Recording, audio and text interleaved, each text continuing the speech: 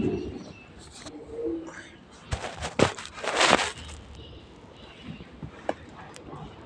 गुरुदेव भगवान की जय, सदगुरु महाराज की जय।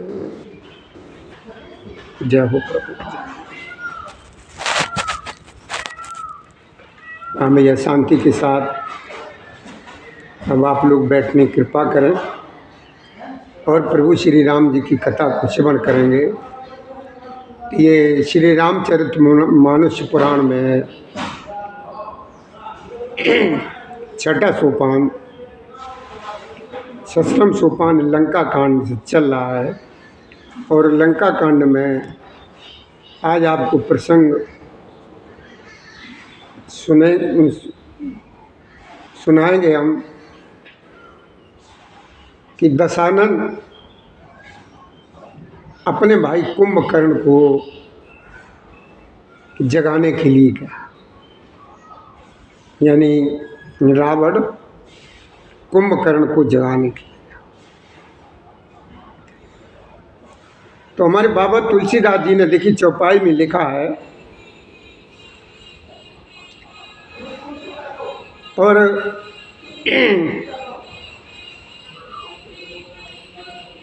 बाबा ने लिखा है प्रसंग जो चल रहा था कि लक्ष्मण जी भैया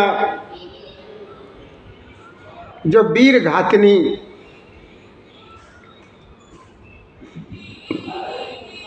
बाण से मेघनाथ के द्वारा जो मूर्छित हो गए थे, तो हनुमान जी के द्वारा जो सुषेण वैद्य जिस तरीके से उसको लाए थे वैद्य को, उसी तरीके से वापस भी पहुंचा दिया और अनुज जी बिल्कुल स्वस्थ हो गए।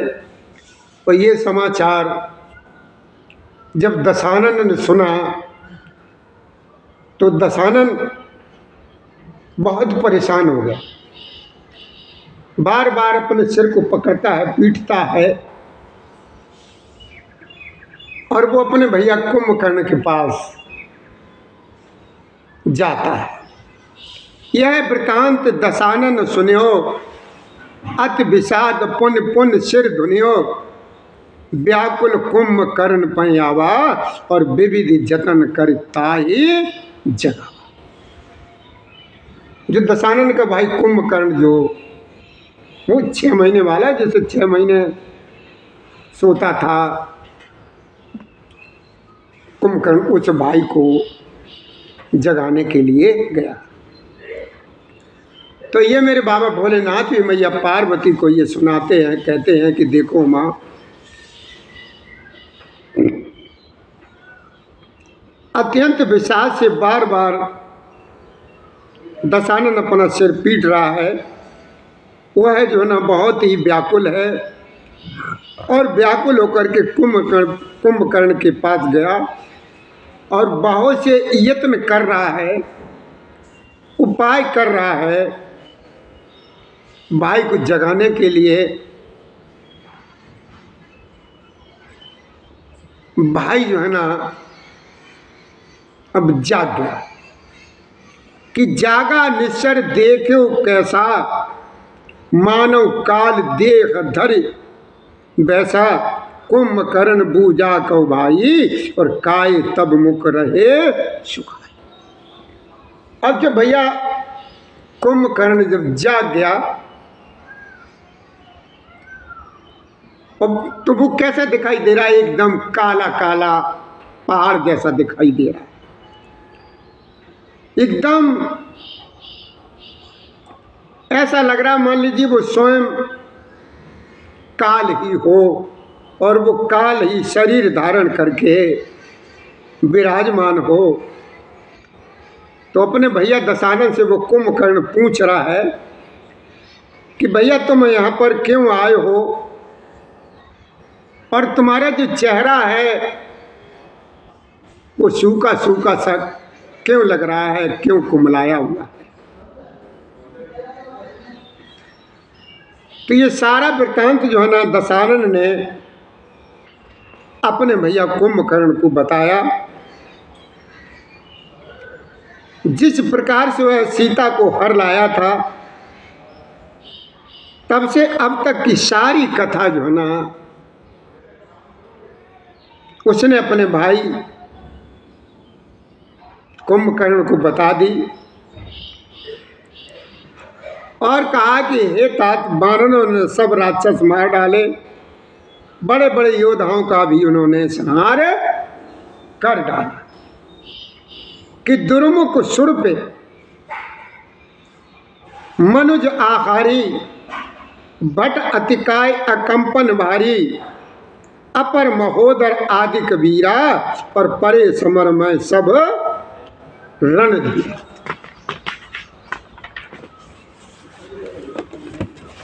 कि हे भैया, हे तात, दुर्मुख देव शत्रु यानी देवांतक, ये मनुष्य भक्षक हैं, ये सब मनुष्य का भक्षण करने वाले, मनुष्य भक्षक नारांतक, भारी योद्धा अतिकाय और अंकंपन तथा महोदर आदि दूसरे सभी रणधीर वीर रणभूमि में मार दिए गए।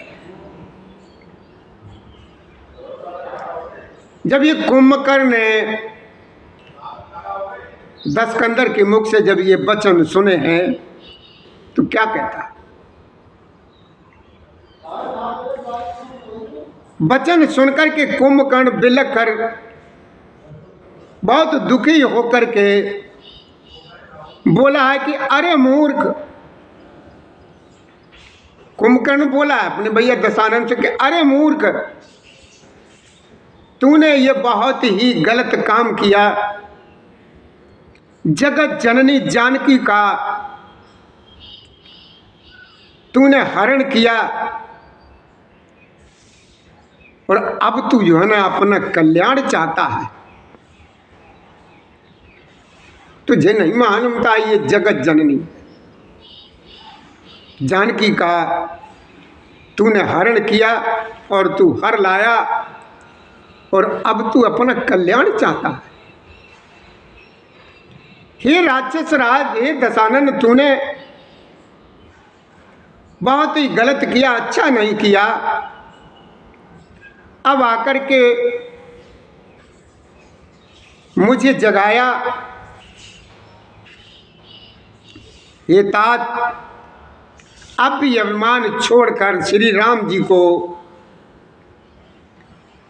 भजो तो तुम्हारा कल्याण होगा।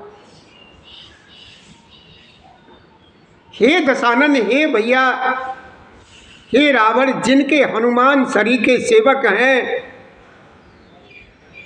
वे श्री राम जी क्या कोई मनुष्य हैं?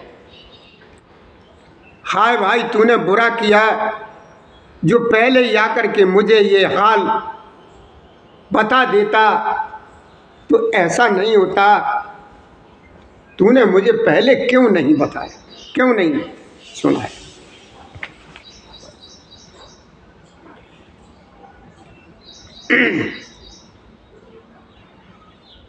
कुंभकर्ण समझा रहा है और भोलेनाथ मैया पार्वती को समझा रहे हैं। कुंभकर्ण भैया को समझा रहा, कह रहा कि हे स्वामी, तुमने उस परम देवता का विरोध किया है जिसके शिव ब्रह्मा आदि देवता सेवक हैं। नारद मुनि मुझे जो ज्ञान कहा था, जो नारद जी ने मुझे ज्ञान कहा था, वह मैं तुझसे कहता, पर अब तो समय जो है ना निकल चुका। हे भाई, अब तो आखिरी बार यानी अंतिम बार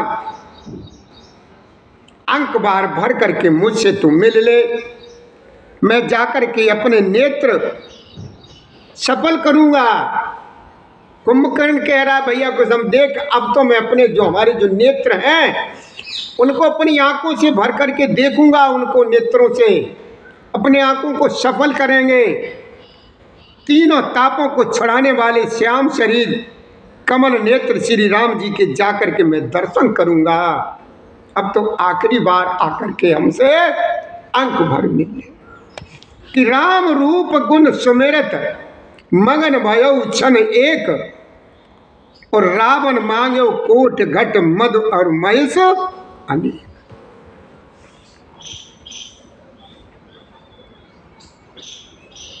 उसने कहा कि देख भैया, अब तो मैं जाकर के अपने नेत्रों को सफल करूंगा।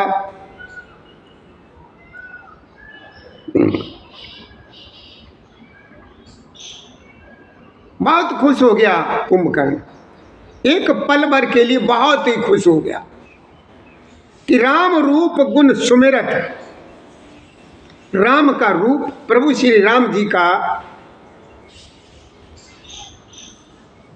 रूप सुमिर के एक बार बहुत प्रसन्न हो गया कुंभकर्ण। मगन भयो क्षण एक, एक क्षण के लिए बहुत प्रसन्न हो गया। रावण मांगो कोट घट मद और महेश।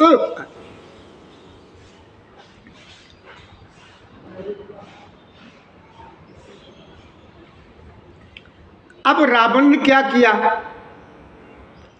वो वैसे शुद्ध में तो ऐसे वो लड़ नहीं सकता है, शुद्ध में तो वो प्रभु श्री राम जी से लड़ नहीं सकता है। तो राम से लड़ने के लिए अपने शरीर का बैलेंस उसे बिगाड़ना पड़ेगा ना। तो रावण ने अब क्या किया? रावण ने करोड़ों करोड़ों घड़े मदिरा मंगवाई,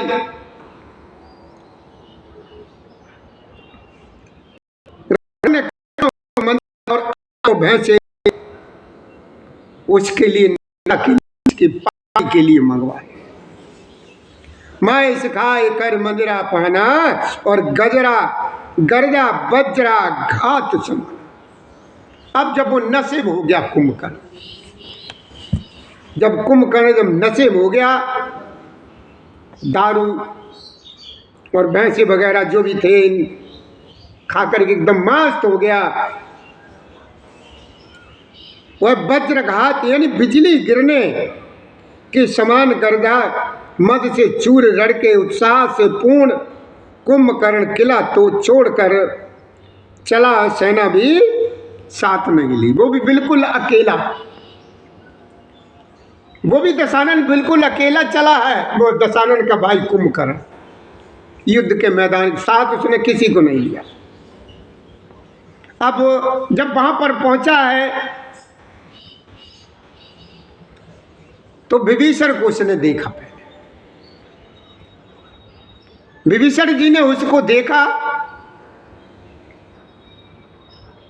कि देख विभीषण आगे आयो, परे चरण निज नाम सुनायो, अनुज उठाए हृदय ते लायो, रघुपति भक्त जान मन।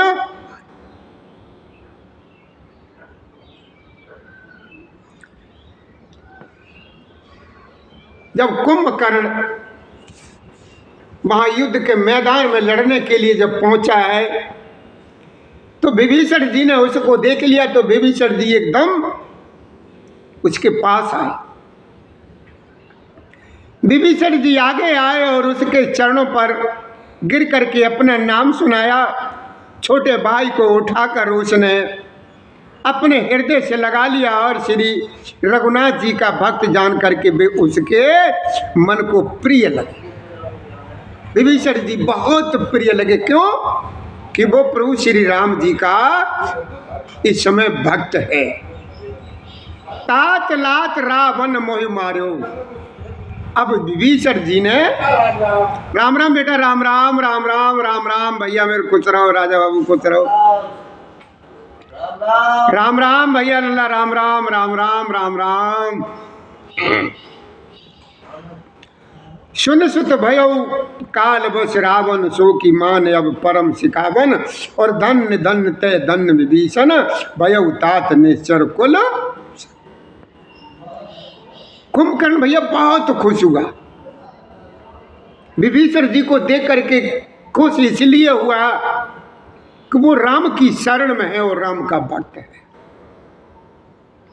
बहुत प्रसन्न है विभीषण जी को देख करके कि तात लात। अब रावण को जब विभीषण ने समझाया था तो विभीषण जी के जो भी साथ हुआ था, रावण ने किया था, वो विभीषण जी अपने भैया कुंभकर्ण को सारा वृत्तांत सुना रहे हैं। कहते हैं कि तात लात रावण मोहि मारा और कहत परम हित मंत्र विचारा और तेई गलान रघुपति पे आयो और देख दीन प्रभु के मन भायो। जो भी विभीषण जी के साथ दशानन ने किया था, वो कुंभकर्ण को, अपने भाई को विभीषण जी ने सारा हाल बता दिया कि इस कारण से मैं प्रभु श्री राम जी के पास आया कि सुन सुत भयो काल बस रावण सो की मान अब परम सिखावन धन्य धन्य ते धन्य विभीषण और भयो तात निश्चर कुलभूषण। कुंभकर्ण बहुत खुश है समय। क्यों खुश है कि एक भाई प्रभु श्री राम जी की शरण में है, उसने सारे कुलों को तार दिया। किसने? विभीषण जी ने। वो कह रहा बहुत खुश है। भय तात निश्चर कुलभूषण, यानी राक्षसों के कुल का आभूषण भूषण हो गया विभीषण, क्योंकि राम जी के साथ है। कुंभकर्ण ने कहा, हे पुत्र सुन, रावण तो काल के बस हो गया है, उसके सिर पर मृत्यु जो है ना इस समय जो है ना नृत्य कर रही है, वो है क्या अब उत्तम शिक्षा मान सकता है? हे विभीषण तू धन्य है, धन्य है, धन्य है, इतना तू राक्षस कुल का भूषण हो गया है। मुझे बहुत प्रसन्नता है विभीषण, मैं बहुत खुश हूं तेरे को देखकर। बंधु वंश तय कीन उजागर और भजे राम शोभा सुख सागर। देखिए कितना खुश है दशानन का भाई कुंभकर्ण, विभीषण जी से कितना प्रसन्न है, इतना प्रसन्न है। आज कुंभकर्ण इतना प्रसन्न है अपने भाई से कि वो ज्यादा कुछ बोल भी नहीं पा रहा। हे भाई, तूने अपने कुल को दे दीप्यमान कर दिया है, जो शोभा और सुख के समुद्र प्रभु श्री राम जी को तूने जो ना बजा है। बोलो भैया जय श्री राधे। और क्या कहता है कि बचन करम मन कपट तजी बजो राम रणधीर। कि बचन करम मन कपट तजी बजो राम रणधीर। हर जाओ न निज पुर सूझ मोय भयो काल बस वीर। अरे सुनो काम को किनको बताना है गाँव में ये ना सही से बताओ किनको बता ना। अरे बता तो पुण्य गिरबाज लगी ये थी कहाँ? ये हमारी गाँव पुन्ना वहीं कौन राहुल को फोन करो ने, अपने फोन से फोन करके हमें बता दे। देख रहे अब कपड़ा इतना पहने तो देख रहे यार मन वचन और कर्म से। तो भैया कुंभकर्ण इस समय जो है ना बहुत ही प्रसन्न है। क्यों प्रसन्न? इसलिए प्रसन्न है कि उसका भाई विभीषण जो प्रभु श्री राम जी के साथ इतना कपन सुना जब काना। अब क्या हुआ कि मन वचन और कर्म से कपट छोड़कर रणधीर श्री राम जी का भजन करना। हे भाई, मैं काल मृत्यु के बस हो गया हूँ, मुझे अपना पराया इस समय कुछ सूझ नहीं रहा है, इसीलिए अब तुम मेरे पास से चलेगा। कुंभकर्ण ने अपने भैया विभीषण जी को अपने पास से वापस भेज दिया कि भैया जाओ, हमें अब कुछ नहीं दिखाई दे, मैं भी अब काल की बस हूँ। कि बंधु वचन सुन चला विभीषण आयो, जहाँ त्रिलोक विभूषण नाथ भूधराकार शरीरा और कुंभकर्ण आवत रन। भाई के वचन सुन करके विभीषण लौट गए और वहाँ आए जहाँ त्रिलोकी के भूषण श्री राम जी थे। विभीषण ने कहा, हे नाथ, पर्वत के समान विशाल देह वाला ये रणधीर कुंभकर्ण आ रहा है। कौन आ रहा है? कुंभकर्ण आ रहा है। वानरों ने जब कानों से इतना सुना तब वे बलवान किलकिलाकर हर्ष ध्वनि करके दौड़े, वृक्ष और पर्वत उखाड़ कर उठा लिए और क्रोध से दांत कटकटा कर उन्हें उसके ऊपर जो है ना डालने लगे।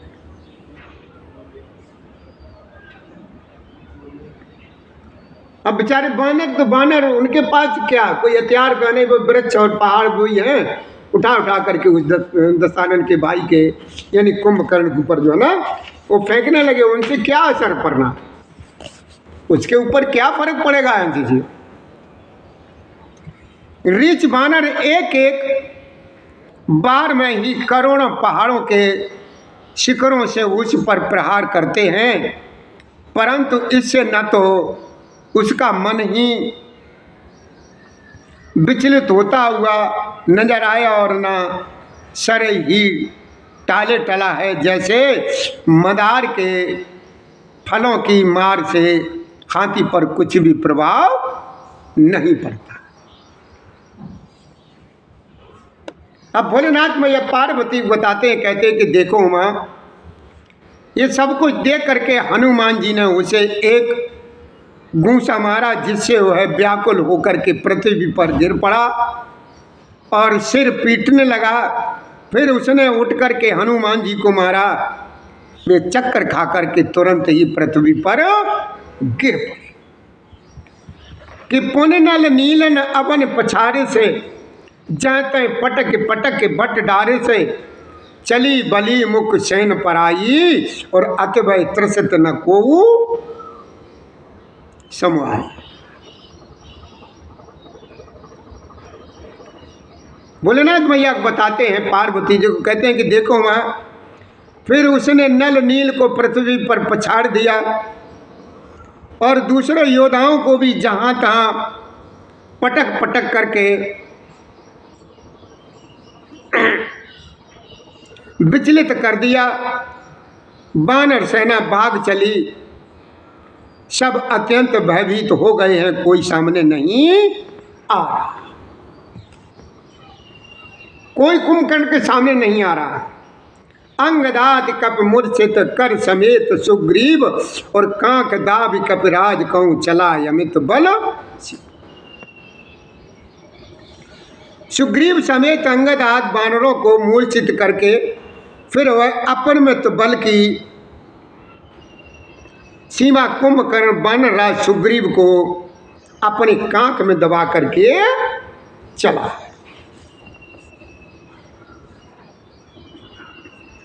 भोलेनाथ क्या कहते हैं? तो भोलेनाथ ने जब देखा तो भोलेनाथ कहते हैं कि देखो माँ, श्री रघुनाथ जी वैसे ही नर लीला कर रहे हैं जैसे गरुड़ सर्पों के समूह में मिलकर के खेलता हो, जो भौं के इशारे मात्र से बिना परिश्रम के काल को भी खा जाता है, उसे कहीं ऐसी लड़ाई शोभा देती है।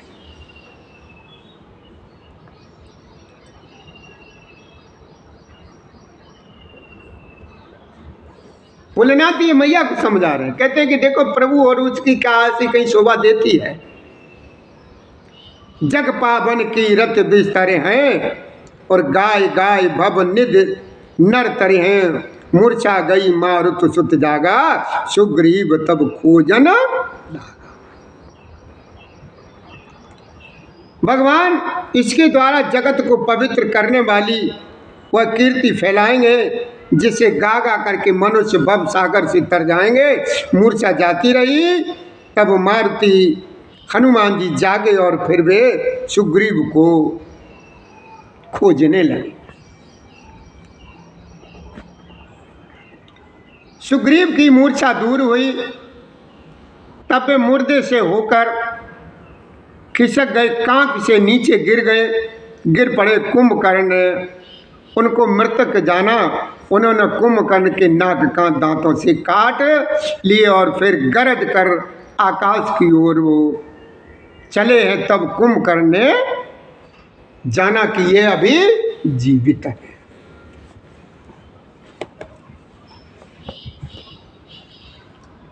अब उसने सुग्रीव का पैर पकड़ करके उनको जो ना पृथ्वी पर पछाड़ दिया। पर सुग्रीव ने बड़ी फुर्ती से उठ करके उसको मारा। और तब बलवान सुग्रीव प्रभु के पास आए और बोले, कृपा निधान प्रभु की जय हो, जय हो, जय हो। कि नाक कान काटे जिय जानी और फिरा क्रोध कर भय मन गलानी। सहज भीम पुने बिन श्रुति नासा और देखत कपिदल उपजी त्रासा। नाक कान काटे गए ऐसा मन में जान करके बड़ी गलानी और वह क्रोध करके लौटा। एक तो है स्वभाव आकृति से ही भयंकर था और फिर बिना नाक कान का होने से और भी भयानक हो गया। उसे देखते ही वानरों की सेना में भय उत्पन्न हो गया। तो वैसे ही काला काला भूत जैसा। और फिर वो नाक कान ये सब काटे गए तो उसके शरीर से खून निकलने लगा। काले पे लाल खून कैसे लग रहा है, भयानक लगने लगा है। तो और ये लोग जो ना डरने लगे कि जय जय जय रघुवंश मन धाये कपिदहु और एक ही बार ताश बर छाड़े से गिर तरो। भोलेनाथ कहते हैं कि देखो हमारे रघुवंश मणि की जय हो, जय हो, जय हो, जय हो ऐसा पुकार करके बानर हु करके दौड़े हैं और सबने एक ही साथ उस पर पहाड़ और वृक्षों के समूह छोड़े हैं। अब भैया हमें 1 मिनट की इजाज़त चाहिए, उसके बाद कथा को फिर हम आगे आपको सुनाएंगे। हमारा भैया आपसे निवेदन है कि आप लोग भी ज़्यादा से ज़्यादा प्रभु श्री जी के सानिध्य में आने की कोशिश करें कि प्रभु ही हमारे एक ऐसे हैं कि हर विपत्ति से हमको जो है ना दूर कर सकते। और भैया कोई उपाय नहीं, 1 मिनट का समय दो, लेकिन प्रभु को दो जरूर 1 मिनट का। ये हमारी आप लोगों से हाथ जोड़ के विनती है। श्री राधे, श्री राधे, श्री राधे। 1 मिनट के बाद हम फिर आपके सामने उपस्थित होंगे। जय श्री राधे।